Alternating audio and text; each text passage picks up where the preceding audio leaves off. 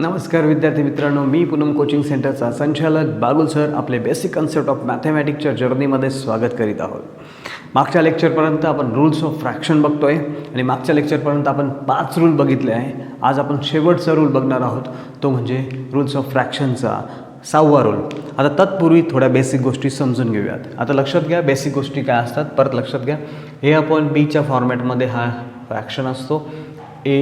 ला आपण न्यूमरेटर म्हणतो, बीला आपण डिनॉमिनेटर म्हणतो. आज आपण रूल नंबर 6 बघणार आहे. बघा, A/B मायनस C/D. इथे न्यूमरेटर तुम्हाला दिसतोय डिफरंट आहे, हा B आहे, हा D आहे. आता काय करायचं, क्रॉस मल्टिप्लिकेशन करायचं.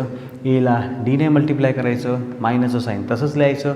Bने Cला मल्टिप्लिकेशन करायचं, divide by B × D. Multiplication कसंही करा, काही फरक पडत नाही. 2 × 3 करा किंवा 3 × 2 करा, ॲन्सर तुमचं 6च येणार आहे. त्यामुळे घाबरू नका. आता लक्षात घ्या, तत्पूर्वी आपण एक एक्झाम्पल बघूयात. आता लक्षात घ्या, मला एक्झाम्पल दिलं आहे बाळांनो, 3/5 मायनस 7/9 हे तुम्हाला एक्झाम्पल दिलं आहे. आता काय करायचं आहे, इथे डिनॉमिनेटर सेम नाही आहे, काय घाबरू नका. आपण काय करणार, 3 ने 9 मल्टिप्लाय करणार, 3 × तुमचा 9. ओके, त्याच्यानंतर 7 × काय येईल तुमचा 5 डिवाइड बाय किती बाळांनो, 5 × तुमचं येईल 9. टेबल लन पाहिजे. 3 9 तुमला माहिती आहे 27, 7 5 येईल तुमचा 35 आणि डिवाइड बाय 5 9 45. आता काय करायचं बाळांनो, 27मधून 35ने जात, अपोजिट साईन आहे. आपल्याला सांगितलं बेसिक कन्सेप्टमध्ये सबट्रॅक्शन करा, मोठ्या नंबरमधून छोटा नंबर मायनस करा. 35मधून 27 गेले, माझ्या मते राहता 8 राहिल्यानंतर मग साईन कोणाचं द्यायचं, मोठ्यांचं द्यायचं, म्हणजे -8 तुमचा आन्सर येईल तुमचा 45. ठीक आहे. आता नेक्स्ट वन एक्झाम्पल बघूयात. आपल्याला एक एक्झाम्पल दिलं आहे, मला समजा 7 divide by 4 minus 5 divide by तुमचं 6 आहे. ठीक आहे. आता तुम्ही हे एक्झाम्पल क्रॉस मल्टिप्लिकेशन करून पण सोडवू शकतात आणि जर तुम्हाला तसं नसं सोडवायचं तर तुम्ही LCMची पद्धत वापरू शकता. आता LCM म्हणजे काय, असा नंबर शोधायचा की तो नंबर या दोघांच्या टेबलमध्ये येणार पहिल्यांदा. आता मी 4चा टेबल लिहून घेतो. बघा, 4 8 12 16 आणि 6चा टेबल लिहिला 6 12 18. तर आता मला पहिल्यांदाच एक नंबर मिळून गेला आहे, तो म्हणजे 12. मग हा 12 त्याचा काय झाला बाळांनो, LCM. आता तुम्हाला माहीत आहे की मला 12 LCM कळाला आहे. मग आता मला याला 12 करण्यासाठी काय करावं लागेल, सिम्पलची गोष्ट आहे, तुम्हाला माहीत आहे. तुम्ही काय करा बाळांनो, आता 12 तुमचा LCM आहे. आता मला माहिती आहे 4 3 12 होतो. मग मला इथं केल्यानंतर मला वरती पण मल्टिप्लाय करायचं, 7 - 3. नंतर काय केलं, मला माहिती आहे 6 × 2 6 2 12 करायचं आहे आपल्याला, लक्षात घ्या. वरती पण मी काय लिहिलं 5 × 2. मग आता काय झालं, 7 3 तुमचा झाला 21 आणि डिवाइड बाय तुमचा 12 मायनस 5 2 किती तुमचा 10 डिवाइड बाय 12.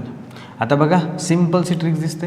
आता आपलं हे संपलं, काय म्हणतात त्याला, जो डिनॉमिनेटर सेम झालेला आहे. मग आपण काय करतो, 21 - 10 डिवाइड बाय 10 12 आणि तुम्हाला माहिती आहे 21मधून 10 गेले 11 divide by 12. This is your answer. काही अवघड नसतं. आता आपण एक काम करूया, आपण याच्यावर घेऊ थर्ड एक्झाम्पल. कशाबद्दल, व्हेरिएबल्सबद्दल. आता तुम्हाला समजून घ्या, तुम्हाला दिलं आहे 2/x² मायनस 7/x³ y². बापरे, घाबरू नका, एकदम इझी. मी सांगतो तुम्हाला. आता लक्षात घ्या, या एक्झाम्पलमध्ये काय करायचं आहे बाळांनो, पहिले आता एक्सला बघतो. एक्सची पॉवर इथे किती आहे, 3 आहे. इथे किती आहे, 2 आहे. इथे वायची पॉवर किती, y², इथे y आहे. म्हणजे एक लक्षात घ्या की माझा LCM सिम्पलच आहे. जो मोठा असतो तो माझा LCM असतो याच्यात व्हेरिएबलमध्ये. तर हा मोठा आहे माझ्याकडे, x³ y². इथे हा छोटा आहे. मग आता फक्त याला ह्या जो व्हेरिएबल्स आहे 2, या व्हेरिएबल्सला याच्यासारखं बनवायचं आहे. म्हणजे आता लक्षात घ्या कसं करणार मी. बघा, 2 लिहिलं डिवाइड बाय x² होता. मला सांगा इथे किती, 3 आहे. 1ची गरज आहे म्हणून मी ते लिहिला 1. ओके, मग खाली लिहिला, बॅलन्स करा, x झालं. आता बघा वायचं पण बघून घ्या. मग वायला जर बघितलं तिथं y² इथं y आहे. मग इथं काय केलं, y लिहिला. परत मी काय केलं बाळांनो, y² लिहिला. आता तुम्ही y² नाही, y घेतला, y × y² झालं. ओके, मग आता y परत घेतला आहे म्हणून वरती लिहिलं y झालं. मायनसचं साईन तसंच केलं. आधी तर काही गरज नाही, 7/ किती बाळांनो, x³ y². आता काय करायचं बाळांनो, सिम्पलची गोष्ट, 2xy मायनस नाही सॉरी अपॉन काय रे बाळांनो x cube Y square minus 7 upon किती रे बाळांनो एक्स क्यूब वाय स्क्वेअर. घाबरू नका.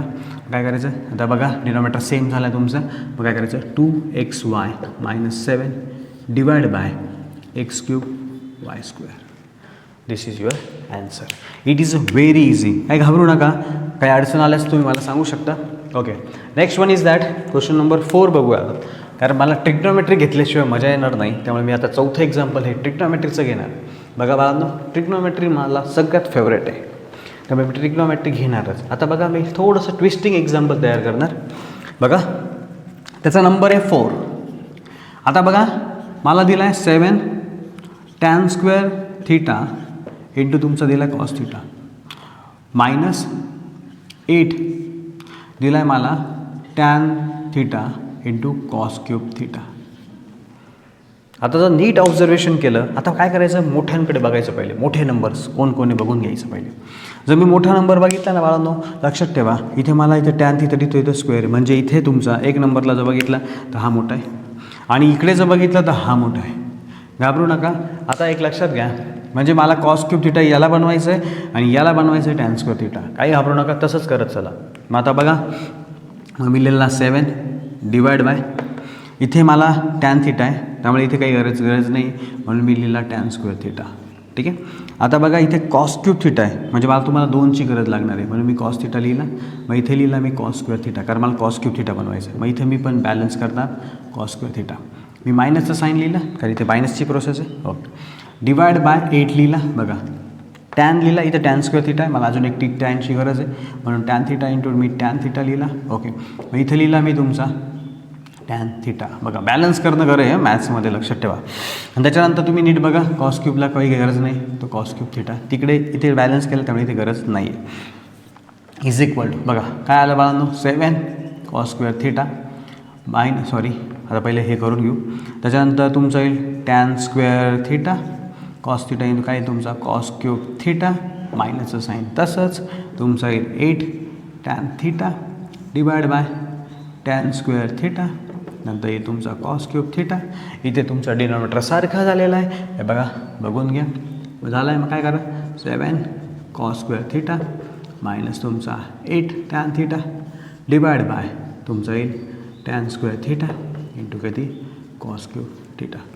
दिस is your answer. It is very easy. मला आशा आहे की तुम्हाला ह्या बेसिक कन्सेप्ट ऑफ फ्रॅक्शनच्या बेसिक कन्सेप्ट ऑफच्या जर्नीमध्ये रूल्स ऑफ फ्रॅक्शन कळाले असतील आणि पुढच्या लेक्चरला भेटूया. धन्यवाद.